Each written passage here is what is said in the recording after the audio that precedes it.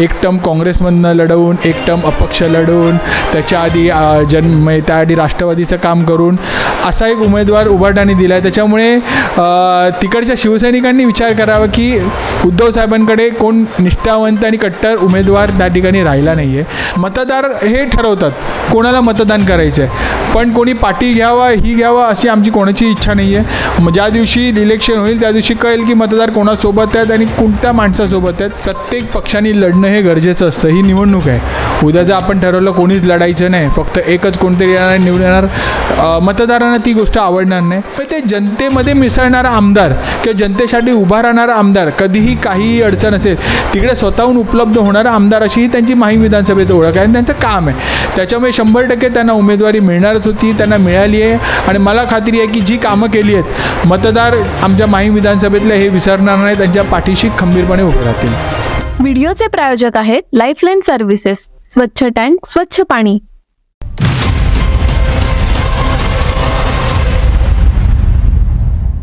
तुम्हाला तुमचा व्यवसाय वाढवायचा असेल आणि अशीच प्रसिद्धी मिळवायची असेल तर जाहिरातीसाठी आम्हाला संपर्क करा. नमस्कार, साऊथ मुंबई न्यूजमध्ये आपलं सर्वांचं स्वागत आहे. महाराष्ट्र विधानसभेच्या निवडणुका यावेळेला काही विशिष्ट पद्धतीने रंगताना दिसत आहेत. मुद्द्यावरती येतो आम्ही.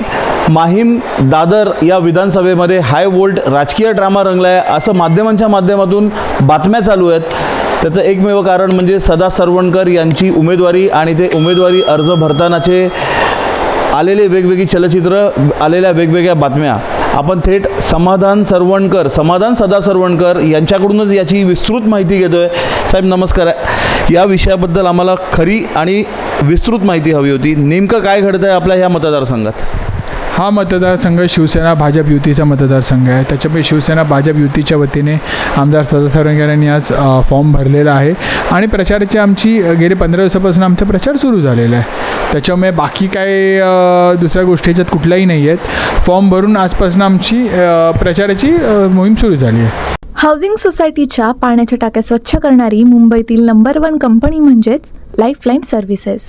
पण सरवणकर साहेब, याच्यामध्ये अशी माहिती येते की स्वतः शिंदे साहेबांचा देखील दबाव होता. त्याचं कारण की राज ठाकरेंशी असलेली मैत्री आणि लोकसभेला त्यांनी दिलेला बिनशर्त पाठिंबा, आणि आता स्वतः अमित ठाकरे या निवडणुकीच्या याच मतदारसंघातून उमेदवारी भरलेली आहे त्यांनी, आणि त्यांची इच्छा तर अमित ठाकरेंना कुठल्याही परिस्थितीत पराभूत न होऊन देण्याची त्यांची रणनीती, असे सगळे वेगवेगळे विषय ऐकू येत आहेत. काय सांगताय? याच्यात कुठलाही तथ्य नाही, अशा कुठल्याही गोष्टी झालेल्या नाही आहेत. प्रत्येक पक्षाने लढणं हे गरजेचं असतं. ही निवडणूक आहे. उद्या जर आपण ठरवलं कोणीच लढायचं नाही, फक्त एकच कोणतरी येणार निवडून येणार, मतदारांना ती गोष्ट आवडणार नाही. प्रत्येकाने लढायला पाहिजे आणि जनता ठरवेल की कोण उमेदवार चांगला आहे, कोण तुमचं काम करतं, कोण तुमच्यासाठी 24 तास उपलब्ध राहील व कोण तुमच्या 7 दिवस तुमच्या शाखेत जो आमदार कोण उपलब्ध असेल, हे जनता ठरवते. मतदार ठरवतात की कोणी तुमचं काम केलेलं आहे. जो काम करतो त्याला मतदार नक्की मतदान करतील. यावेळेला तुमची लढत मनसेबरोबर पण होणार आहे आणि उभाटा ठाकरे या ठाकरेंच्या पक्षाचे महेश सावंत यांच्याबरोबर पण होणार आहे. महेश सावंत आपल्याबरोबर पूर्वी काम करायचे, शिवसेनेत आपण एकत्र होतात. आता हे दोन आपलं म्हणजे एक प्रकारचं राजकीय वैमनस्य आहे असं देखील या विभागात म्हटलं जातं. मग आता सरवणकरांना ही निवडणूक अजून जास्त टफ होणार का? मनसेशी पण लढा, यांच्याशी पण लढा. नाही, उभाटाचं आपण बोलायला गेलं तर निष्ठावंत करतात. त्यांच्याकडे निष्ठावंत कोण उमेदवार नाही मिळाला. एक टर्म काँग्रेसमधनं लढवून, एक टर्म अपक्ष लढवून, त्याच्या आधी त्याआधी राष्ट्रवादीचं काम करून असा एक उमेदवार उभाटाने दिला आहे. त्याच्यामुळे तिकडच्या शिवसैनिकांनी विचार करावा की उद्धव साहेबांकडे कोण निष्ठावंत आणि कट्टर उमेदवार त्या ठिकाणी राहिला नाही आहे. बाकी अमित ठाकरे नक्कीच बरं, चांगलं वाटतं आहे की ते निवडणूक लढवत आहेत आणि निवडणूक प्रत्येकाने लढायलाच पाहिजे. निवडणूक न लढवता विजय होणं हे चुकीचं आहे. शेवटी मतदार ठरवतात. एक चांगली हेल्दी कॉम्पिटिशन झाली पाहिजे एकमेकांसोबत आणि ती होईल अशी मला खात्री वाटते. तुम्हाला तुमचा व्यवसाय वाढवायचा असेल आणि अशीच प्रसिद्धी मिळवायची असेल तर जाहिरातीसाठी आम्हाला संपर्क करा. कुठला उमेदवार यापैकी आपल्यापैकी हे 3 उमेदवार आहेत, कुठला उमेदवार यावेळेला मागे घेऊ शकतो उमेदवारी? अजून ती तारीख बाकी आहे असं तुम्हाला अंदाज आहे का? असं काय होईल करून? राजकारणात काही शक्य आहे? मला नाही वाटत काय होईल असं कुठून पाठी घेईल पुढे घेईल, पण निवडणूक झाली पाहिजे किंवा चांगली निवडणूक झाली पाहिजे. प्रत्येक पक्षाने निवडणूक लढली पाहिजे. या मताशे सर्व मतदार असतात, आम्ही असतो. शेवटी मतदार हे ठरवतात कोणाला मतदान करायचं आहे. पण कोणी पाठी घ्यावा ही घ्यावा अशी आमची कोणाची इच्छा नाही आहे. ज्या दिवशी इलेक्शन होईल त्या दिवशी कळेल की मतदार कोणासोबत आहेत आणि कोणत्या माणसासोबत आहेत. आता लोकांच्या कामाचे विषय सांगा. समाधानजी, आपण ह्या परिसरात आता ह्या निवडणुकीला अनुषंगाने आपला काय अजेंडा आहे? कुठली अशी विशिष्ट कामाचे आपण कमिटमेंट करताय लोकांना, जनतेला? आम्ही जी कामं केलेली आहेत ती कामं आम्ही लोकांसमोर घेऊन चाललेलो आहे. कोणतेही नाल्याचा प्रश्न, ड्रेनेजचा प्रश्न, कचऱ्याचा प्रश्न, पाण्याचा प्रश्न, हे तर बेसिक ॲम्युनिटीज ह्या प्रश्न आम्ही सोडत असतो.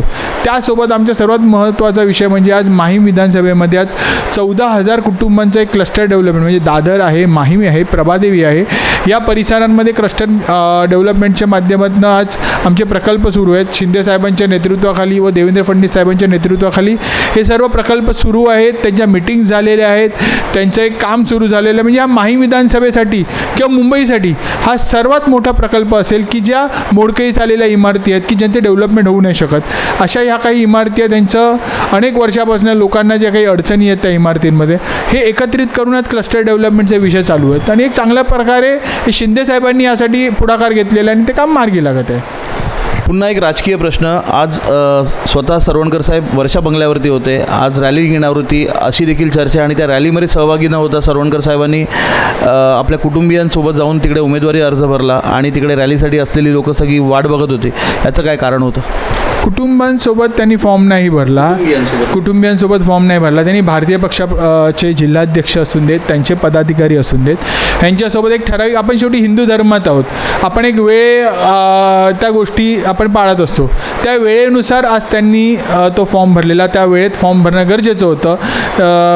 त्याच्यामुळे त्यांनी आज पहिला फॉर्म भरला, त्यानंतर ते रॅलीमध्ये भाग घेतला. त्याच्यामुळे ह्या सर्व आमच्या पदाधिकाऱ्यांना माहीत होतं की शेवटी आपण एक हिंदू धर्म आणि या सगळ्या गोष्टी आपण प्रत्येकजण पाळतो आणि त्या प्रकारे आज त्यांनी आपल्या वेळे जी ठरलेली होती त्या वेळेला फॉर्म भरला. हाऊसिंग सोसायटीच्या पाण्याच्या टाक्या स्वच्छ करणारी मुंबईतील नंबर 1 कंपनी म्हणजेच लाईफलाईन सर्व्हिसेस.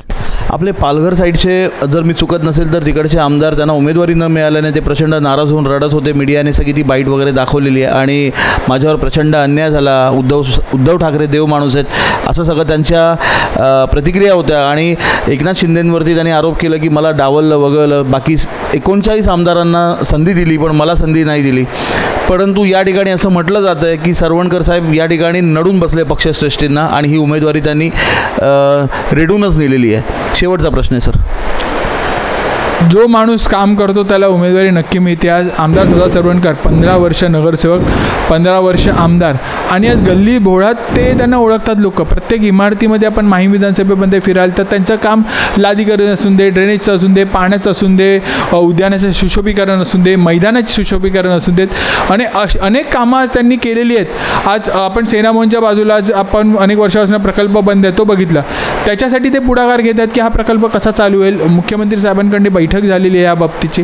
त्याच्यामुळे ते जनतेमध्ये मिसळणारा आमदार किंवा जनतेसाठी उभा राहणारा आमदार, कधीही काहीही अडचण असेल तिकडे स्वतःहून उपलब्ध होणारा आमदार, अशी ही त्यांची माहीम विधानसभेत ओळख आहे आणि त्यांचं काम आहे. त्याच्यामुळे 100% त्यांना उमेदवारी मिळणारच होती, त्यांना मिळाली आहे. आणि मला खात्री आहे की जी कामं केली आहेत मतदार आमच्या माहीम विधानसभेतले हे विसरणार नाहीत, त्यांच्या पाठीशी खंबीरपणे उभे राहतील. ज्याप्रमाणे मतदार सरवणकरांच्या पाठीशी खंबीरपणे उभे राहतील असं स्वतः समाधान सरवणकर सांगतात, तर तशाच पद्धतीने त्यांनी खंबीरपणे हा इंटरव्ह्यू देखील दिलेला आहे. समाधानजी, शुभेच्छा आपल्या सरवणकर साहेबांना. आपल्याला कॅमेरा पर्सन आयुष लोकरेसह मी अभिषेक शिंदे, साऊथ मुंबई न्यूज, चेहरा मुंबईचा. साऊथ मुंबई विभागातील घडामोडी जाणून घेण्यासाठी साऊथ मुंबई न्यूज चॅनलला लाईक, फॉलो, शेअर आणि सबस्क्राईब करा आणि बेल आयकॉनवर क्लिक करून ऑल करायला विसरू नका.